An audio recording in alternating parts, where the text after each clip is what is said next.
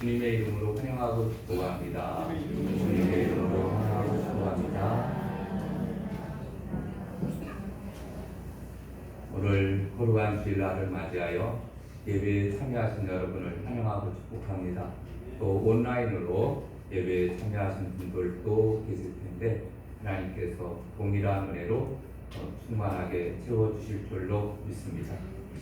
여러분, 오늘 본문 말씀은 이제 예루살렘 교회가 부흥하고 성장하여 하는 과정 가운데 일어났던 사건을 이야기하고 있습니다. 예루살렘 교회가 예수님께서 부활하시고 승천하신 이후에 승천할 때 한 500여 명의 사람들이 예수님의 승천 모습을 보았습니다. 그리고 예수님의 말씀을 기억하면서 오직 성령이 너희에게 임하시면 너희가 권능을 받고 예루살렘과 온 유대와 사마리아 땅끝까지 이르러 내 증인이 되리라 하시니라. 이 말씀 기억하면서 마가의 다락방에 모이게 됩니다. 그 숫자가 120명 정도 되었다 이렇게 말합니다.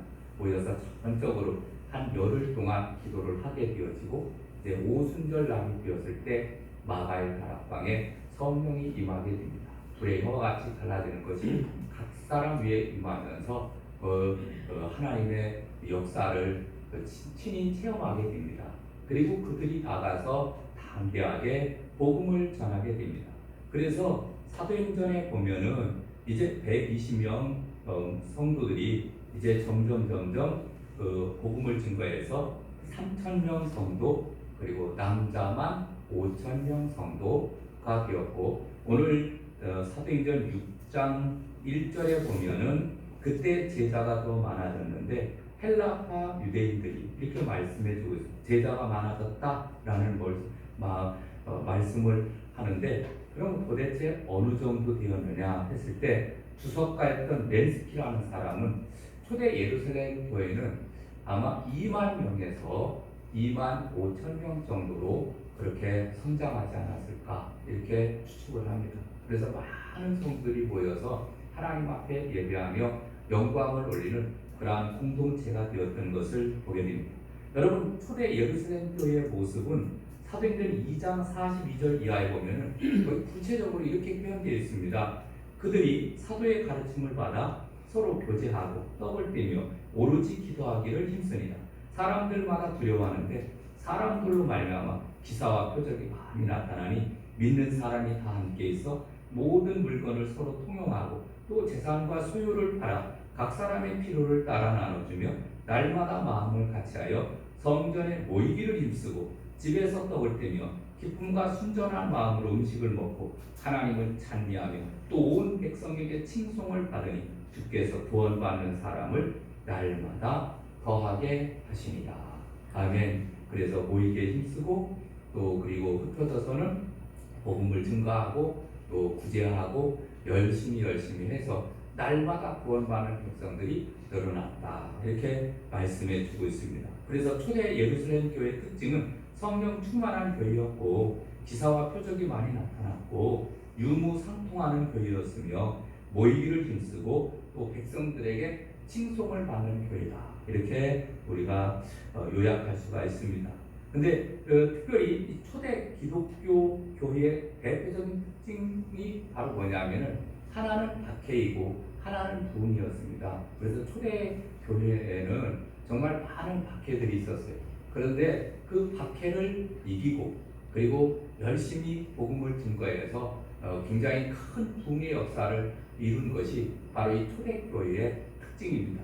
여러분 우리 찬송에도 보니까 찬송가 336장처럼 환난과 핍박 중에도 성도는 신앙 지켰네. 환난과 핍박 중에도 성도는 신앙 지켰네. 이 신앙 전파할 때 이런 찬양이 있는데 여러분 이렇게 초대교회를 가만히 보면은 환난도 많았고 어려운 일도 많았지만 그들은 열심히 예수님께서 부활하였습니다.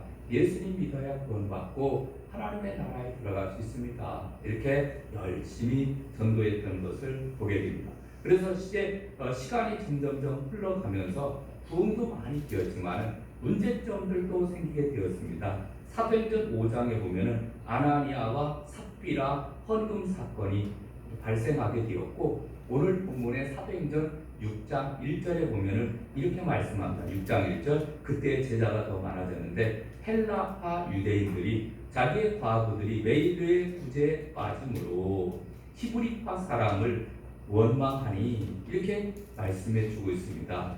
그래서 헬라파 유대인들이 있었고 히브리파 유대인들이 예루살렘 교회 안에는 있었다. 그러면 헬라파 유대인들은 누구냐면은, 여러분 이스라엘 백성들이 바벨론의 포로로 끌려가잖아요. 근데 그 사람들이 다 돌아왔느냐 하면은 다 돌아온 것은 아닙니다. 그리고 일부는 또 남기도 했습니다. 그래서 이제 돌아온 사람이 있었고, 또 예루살렘에 이제 절기가 되면은 6월절이라든가 이런 절기가 되면은 그곳에 오면서 우리가 이제 바벨론에 살지 말고 그냥 여기서 눌러 삽시다. 그렇게 되어서 예수 믿고 또 예루살렘 교회에 공동체 일원이 된 사람들을 가리켜서 헬라파 유대인이라, 헬라어를 사용하는 사람, 히브리인이다, 유대인이다, 이런 뜻입니다. 그러면 히브리파 유대인들은 누구냐면은 팔레스타인 본토에서 태어나서 유대의 풍습을 따르고 아람어를 사용하는 사람. 그러니까 이거는 본토백이, 이것은 히브리파 유대인이고, 헬라파 유대인들은 타국에서 살다가 헬라의 문화권에서 살다가 이제 예수 믿고 구원받은 하나님의 사람들을 나타내주고 있습니다. 그러니까 이들은 문화도 다르고 언어도 다릅니다. 근데 문제가 바로 뭐냐면은 헬라파 유대인들이 매일의 구제에 자기의 과부들이 빠지는 거예요. 이게 무슨 얘기냐면은, 여러분 이제 히브리파 유대인들은 그 과부들을 꼬박꼬박 다 잘 차려줘요. 다 찾아서 잘 이렇게 보살펴 주는데, 이 헬라에서 온 유대인들 중에 그 과부들이 많이 있었다는 거예요. 그래서 그때 당시에는 고아라든가 마부 이런 사람들이 사회적 약자 아닙니까? 근데 이 과부들은 오늘날에는 여성들이 이제 나가서 직장도 다니고 또 공장도 다니고 일을 할 수 있는 그러한 여건이 참 좋지만, 이전에는 그렇지 않았습니다. 이전에는 여성들이 할 일이 별로 없었거든요.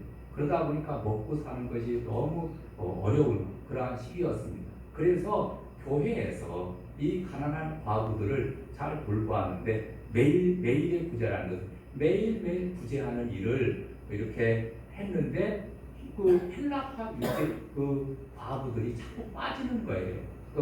빼먹는 거죠. 구제를 할 때 그 사람들도 챙겨줘야 되는데 자꾸 빼먹다 보니까, 왜 헬라파 과부들은 자꾸 빼먹느냐, 그러면서 거기에 이제는 원망이 생기고 불평이 생기게 되었다, 그런 얘기입니다. 여러분, 사탄은 이 공동체를 허물기 위해서 작은 틈만 있어도 역사하는 것을 보게 되는데, 먼저는 사내들인 권력자들과 유대인들을 통해서 사도들과 교회를 위협하고 핍박하죠. 두 번째로는 아나니아와 삽비라 부부와 같은 위선과 거짓을 통해 교회의 정체성을 흔들죠. 그 다음에 오늘 본문에 나오는 사도행전 6장에 나오는 지금 구제를 통해서 성도들이 불만이 생기게 되었고, 그래서 그 일을 틈타서 사탄이 자꾸 분열을 일으키는 이러한 모습을 보게 됩니다.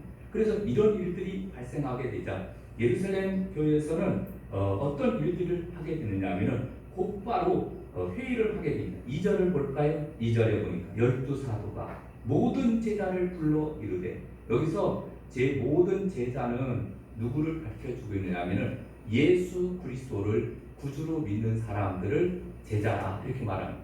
그리고 여러분, 12제자는 누구죠? 예수님으로부터 배운 사람, 이거는 사도라 불렀어요. 12제자는 사도라 불렀고, 여기서 그 다음에 모든 제자는 예수 믿는 모든 사람들을 나타내주고 있습니다.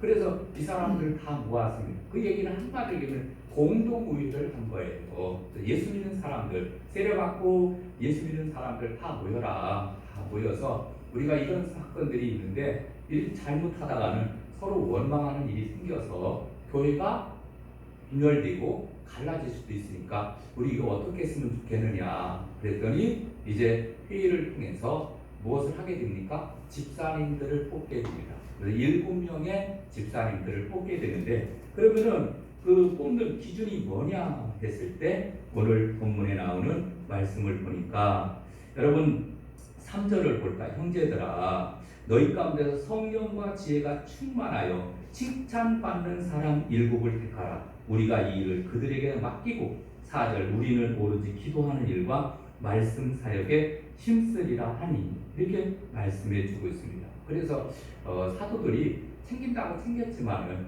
자꾸 헬라파 유대인들을 구제의 대상에서 빼먹다가 보니까 자꾸 원망하는 일이 생기고, 야, 이래서는 안 되겠다. 우리는 말씀하고 말씀을 전파하고 기도하는 일에도 너무너무 바쁜데 구제하는 일까지 하다 보니까 빼먹는 일도 생기고 불평하는 일도 생기니까 안 되겠다. 그래서 성령과 지혜가 충만하고 칭찬 듣는 사람 중에서 이제 7명을 택해서 그들로 하여금 구제 일을 하게 하고 교회 일들을 맡기는 것을 보게 됩니다.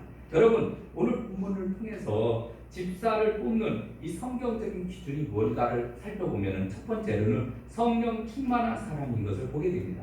여러분 3절에 보니까 형제들아 너희 가운데서 성령과 지혜가 충만하여, 이렇게 말씀하고 있습니다. 성령이 먼저 충만해야 됩니다. 여러분, 세상적인 일은 세상적인 조건을 충족시키면 됩니다. 그런데 하나님의 일은 하나님의 뜻에 합당해야 됩니다. 하나님의 일을 하는 사람들은 무엇보다도 성령 충만해야 됩니다. 성령은 예수님을 구주로 믿고 영접하는 순간 우리에게 들어오게 되는데, 사도행전 2장 38절 베드로가 가로되 너희가 회개하여 각각 예수 그리스도의 이름으로 세례를 받고 죄 사함을 받아라. 그리하면 성령을 선물로 받으리니. 아멘. 내가 예수님을 구주로 영접하는 순간 내 안에 성령님이 들어와서 우리가 하나님의 자녀로 살게 하시는 줄로 믿습니다. 성령의 역할은 하나님의 뜻대로 살게 만드는 역할을 합니다. 그래서 로마서 8장 14절에 보니까 무릇 하나님의 영으로 인도함을 받는 그들은 곧 하나님의 아들이라. 너희는 다시 무서워하는 종의 영을 받지 아니하고 양자의 영을 받았으므로 아바 아버지라 부르짖으리라. 그러니까 예수님을 구주로 영접할 때 성령님이 내 안에 들어오면서 나타나는 현상 중에 하나가 뭐냐면은 아바 아버지라 부르짖는다. 그 얘기는 뭐냐면 하나님을 아버지 이렇게 부르면 저 사람 속에는 성령님이 계시는구나, 이렇게 보면 됩니다. 여러분, 남의 아버지를 보고 아버지 이렇게 부르는 사람은 정신 나간 사람이잖아요. 자기 아버지를 보고서 아버지 이렇게 부르잖아요. 여러분, 우리도 하나님을 믿는 사람들은 영의 아버지, 육신의 아버지도 계시지만 영의 아버지로, 하나님을 아버지로, 석가모니를 아버지로, 아니면은 다른 우상을 아버지로 섬기는 게 아니라 우리는 하나님을 아버지 이렇게 부르는 사람이에요. 아멘. 성령 받은 증거 중에 첫 번째가 아바 아버지라. 하나님을 아버지 이렇게 부르면 저 사람 속에는 성령님이 계시는구나, 이렇게 보면 됩니다. 그래서 성령 충만한 사람은 그의 삶 속에서 예수 그리스도를 주인으로 모시고 기쁨과 감사가 충만해서 항상 영적인 일에 우선권을 두는 것을 보게 됩니다. 그래서 여러분, 성령님이 내 안에 들어오시기는 하는데 그렇지만은 더 충만해야 돼요. 그러면 성령 충만은 어떻게 받을 수 있느냐 하면은 누가복음 11장 13절에 보니까 너희가 악할지라도 좋은 것을 자식에게 줄 알거든 하물며 너희 천부께서 구하는 자에게 성령을 주시지 않겠느냐. 그러니까 성령 충만은 어떻게 얻는다고요? 구할 때, 하나님 앞에 간절히 기도할 때 성령 충만을 우리에게 허락해 주시는 줄로 믿습니다. 그래서 초대교회 때 바로 일꾼들을 뽑을 때 기준이 뭐냐? 성령 충만한 성도예요. 성령 충만해서 늘 기도에 힘쓰고 늘 하나님 앞에 나와서 엎드려 예배하며 기도하는 일에 힘쓰는 일꾼들을 택해서 저 사람이면은 우리 교회를 잘 이끌어갈 수 있겠다. 그래서 일을 맡기는 것을 보게 됩니다. 그래서 초대교회 때는 그 일꾼들을 뽑을 때 성령 충만한 사람, 성령의 지배를 가지고 지배를 받고 주님의 뜻에 순종하며 주님의 마음을 품고 섬기는 사람을 택했던 것을 보게 됩니다. 두 번째로는 지혜가 충만한 사람을 뽑았습니다. 지혜가 충만한 사람, 여러분, 하나님의 일을 하기 위해서는 세상적인 지식과 경험이 필요한 것이 아닙니다. 오히려 세상적인 지식과 경험을 가지고 교회를 운영하려고 하다가 보니까 자꾸 이게 믿음으로 모든 교회 일을 믿음으로 행해야 되거든요. 그런데 믿음으로 하지 않고 세상의 지식과 그 다음에 재능과 학식을 가지고 하다가 보니까 자꾸 지금 문제가 생기는 그런 일도 있는 것을 보게 됩니다. 그러면은 이 지혜란 바로 뭐냐면은 지혜는 하나님을 아는 것이고 하나님을 경외하는 것을 지혜라고 합니다. 그러니까 세상 지혜와 하나님의 지혜는 달라요. 여러분, 우리가 일꾼들은 하나님의 지혜로 충만한 삶을 살아가야 될 줄로 믿습니다. 그럼 구체적으로 세상 지혜는 뭐고 하늘의 지혜는 뭐냐 하면은 여러분, 지혜는 두 가지입니다. 세상 지혜가 있고 세상적인 지혜, 그 다음에 하늘의 지혜가 있습니다. 세상 지혜는 뭐냐 하면은 한마디로 얘기해서 야고보는 이렇게 말합니다. 세상 지혜가 역사하는 곳에는 시기와 다툼과 자랑과 거짓말, 정욕, 귀신의 것, 혼란과 악한 일들이 일어난다. 그러니까 열심히 나름대로 지혜롭게 행했는데 결국은 그 일이 다툼이 생기는 거예요. 그리고 어려운 일들이 생기는 거예요. 자꾸 분란의 일이 생기는 거예요. 여러분, 가만히 여러분들이 생각해 보면 내가 정말 이것을 지혜롭게 이렇게 해가지고 지혜롭게 했어요. 근데 그 일이 하나님께 영광이 아니라 나의 유익을 위한 것이나 아니면 공동체의 분열을 위한 것, 이렇게 지혜를 사용할 수도 있다니까요. 그러니까 세상 지혜는 자꾸 정욕적이고 세상적이고 그 다음에 혼란과 악한 일들이 일어납니다. 그러면 하늘의 지혜, 하나님이 주신 지혜는 뭐냐 하면 성결, 화평, 관용, 양순, 긍휼, 선한 열매, 의의 열매가 맺혀지는 것을 나타내주고 있습니다. 그래서 하나님이 주신 지혜를 가지고 일을 하다 보니까 다른 사람을 돕고 그 다음에 마음을 평안하게 하고 그리고 화평하게 하는 그러한 모습을 보게 됩니다.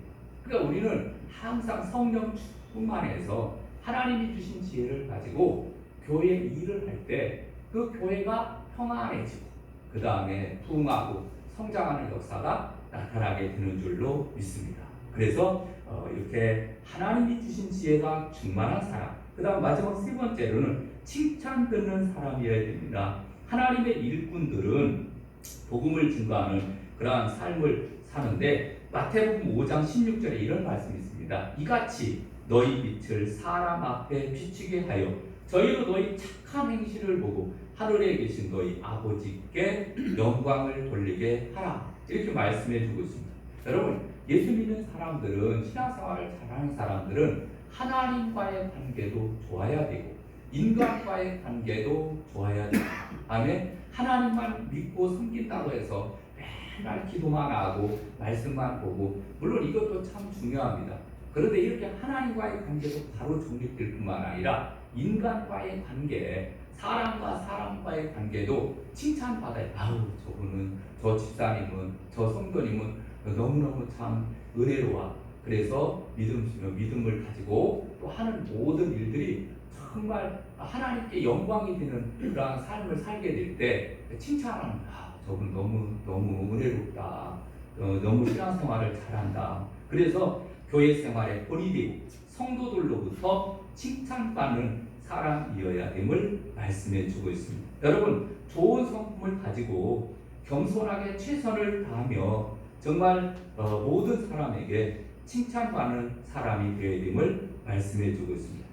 교회 일꾼은 머리 좋은 사람이나 돈 많은 사람이 교회 일꾼이 되는 것이 아니라 초대교회 때에는 성령과 지혜가 충만하고 칭찬 듣는 사람 가운데 택해서 그들 가운데 이제 교회 일들을 맡겼는데 몇 명 뽑았다고요? 7명.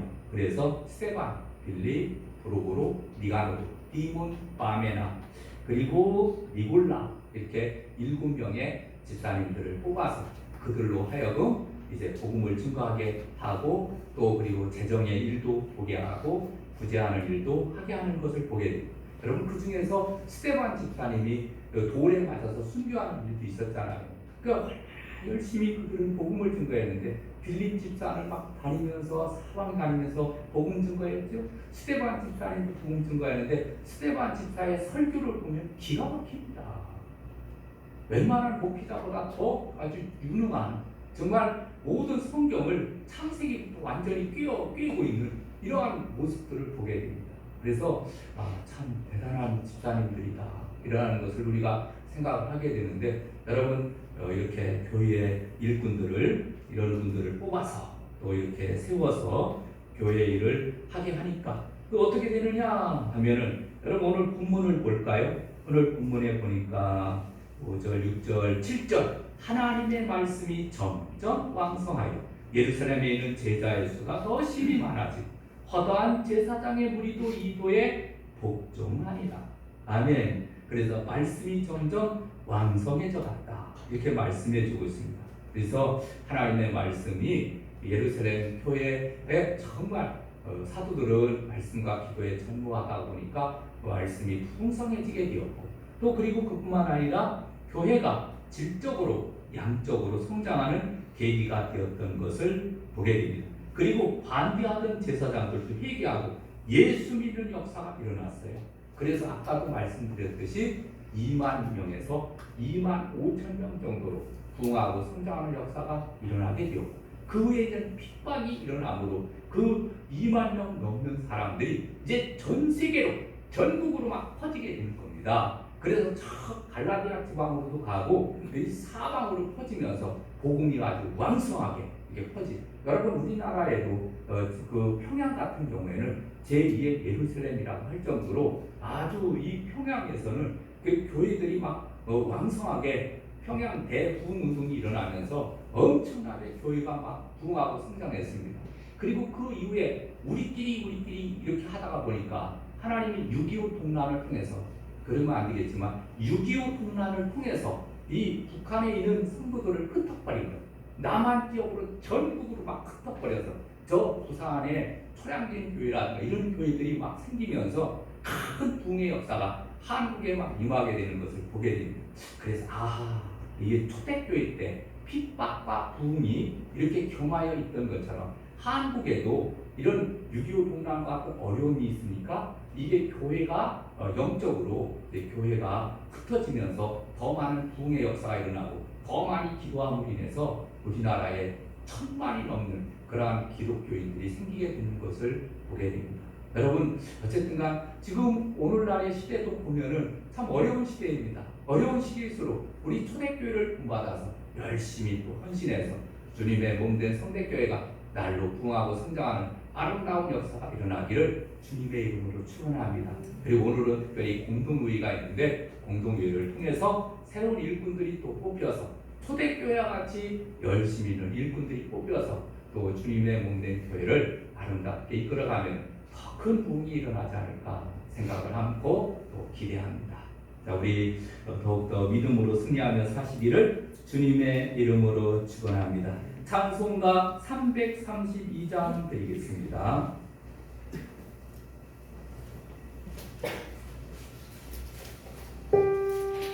우리는 그러나